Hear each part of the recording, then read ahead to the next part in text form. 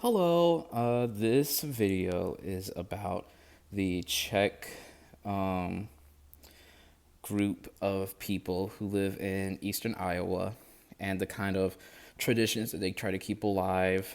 And so sorry. And this video pretty much goes over a lot of the things that they do to keep it alive. They have museums. They talk about stories that happened to them, like this flood that happened in East Iowa that affected a lot of them. But ultimately, it brought the community closer together. And the museum that started in like a little house that grew to be this congressionally recognized museum and things of that nature. And throughout the entire um, little video, there were points where they would stop and start cooking food and showing us how to cook traditional Czech food and whatnot. And the and I think this really kind of like truly helps us visualize how their culture is still connected to this day. The author or the video or used this to kind of like show us like yes, these ideas of like museums and such like that are like distant away, but these recipes kind of feel more down to earth and more real in a sense, if that makes any sense. And I feel like doing it this way reveals a lot about the author and their connection to their Czech heritage and background. And I feel like it shows us a connection between now through then through food and how rich that is. And I feel like this was a very effective way of telling us these stories and telling us about how the Czech people, wanted how the Czech people kind of keep traditions alive in this style, in this way.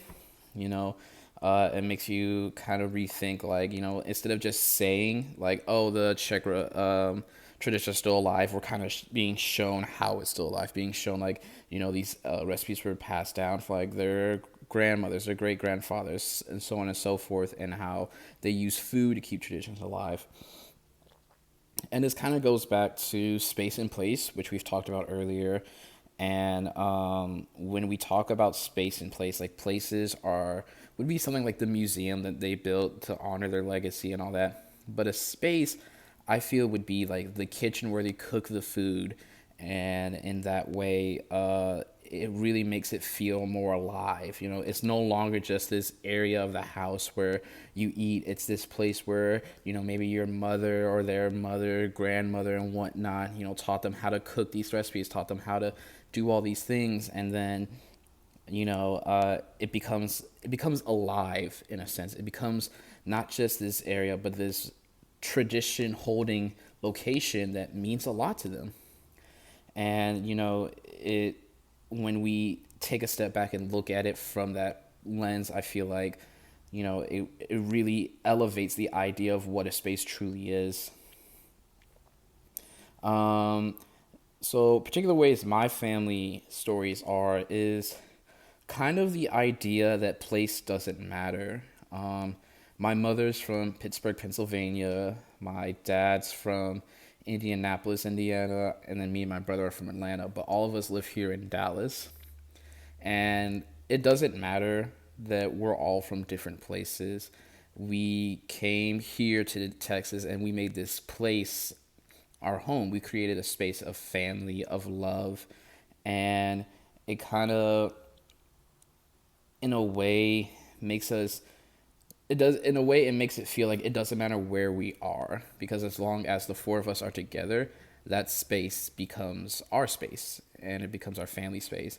So even though we all have lived different lives and are from completely different places, it doesn't change how we view the space that we inhabit as a family and together. And I don't know, I feel like there's something meaningful and beautiful behind that. So thank you for everything. Bye.